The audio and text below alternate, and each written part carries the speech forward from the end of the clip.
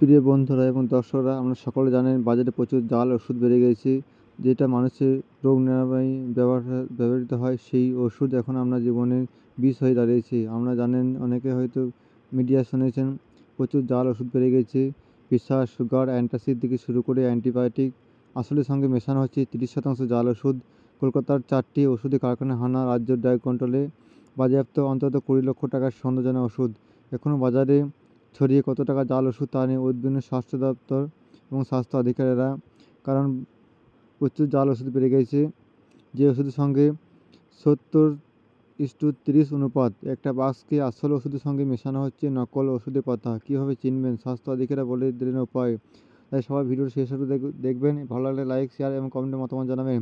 যেটা আপনাদের রোগ নিরাময়ে ব্যবহৃত হয় সেই ওষুধ এখন আমার জীবনে বিষ। তাই আসুন জেনে নিই কীভাবে ওষুধ চিনবেন। ওষুধ জানতে গেলে অবশ্যই কিউআর কোড একটাই দাবি আমাদের সবারই, যে ওষুধের পাতায় কিউআর কোড লাগাতে হবে। কিউআর কোড লাগালে আমরা বুঝতে পারবো যে আসল না নকল ওষুধ। আসুন জেনে নিই সত্যটা কী। রাজ্য ড্রাগ কন্ট্রোলের আধিকারিকের হানায় যে তথ্য উঠে এসেছে তাতে চোখ কপালে ওঠার জোগাড়।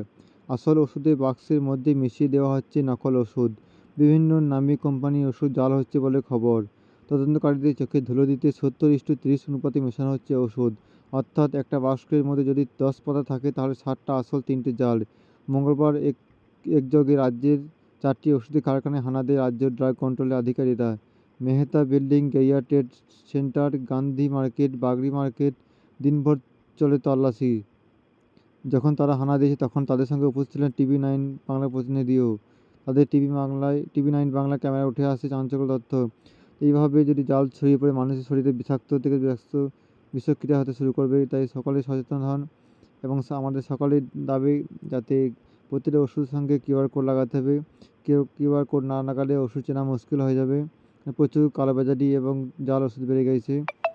ড্রাগ কন্ট্রোলে এক আধিকারিক বলেন, যখন ওষুধের গায়ে কিউআর কোড স্ক্যান করা হচ্ছে তখন দেখাচ্ছে ডাজ নট অ্যানি ডকুমেন্ট। সবগুলো নয়, একটা বাক্সে 10টা স্ট্রিপ থাকলে 2 বা 3টে স্ট্রিপ এরকম আসছে। যেমন TV9 বাংলা ক্যামেরার সামনে আধিকারিক ওই একই বাক্স থেকে আরেকটা স্ট্রিপ তুলে স্ক্যান করে দেখলেন সেটা আসল। যে ওষুধের স্ট্রিপগুলো নিয়ে প্রশ্ন হচ্ছে সেগুলো পুনরায় যাচাইয়ের জন্য পাঠানো হবে বলে জানান আধিকারিকরা। ড্রাগ কন্ট্রোলের আধিকারিকরাই বলছেন, অথরাইজড স্টকিস্ট কিংবা অথরাইজড ডিলারের কাছ থেকেই ওষুধ কিনুন। সেটা এখন আমরা ইনস্টিমেশন দিয়ে যাচ্ছি। কলব্যাক নোটিশ দেওয়া হবে। আধিকারিকদের পরামর্শ, আপনারা অনলাইনে ওষুধ কিনবেন না। যেখানে বেশি ডিসকাউন্ট পাওয়া যাচ্ছে সেখান থেকে কিনবেন না। পরিচিত দোকান থেকেই কিনুন। ক্যাশ মেমো সব সময় নেবেন। ক্যাশ মেমো লেখা ব্যাচ নম্বরের সঙ্গে ওষুধের বাক্সের ওপর লেখা ব্যাচ নম্বর মিলছে কিনা মিলিয়ে দেখবেন।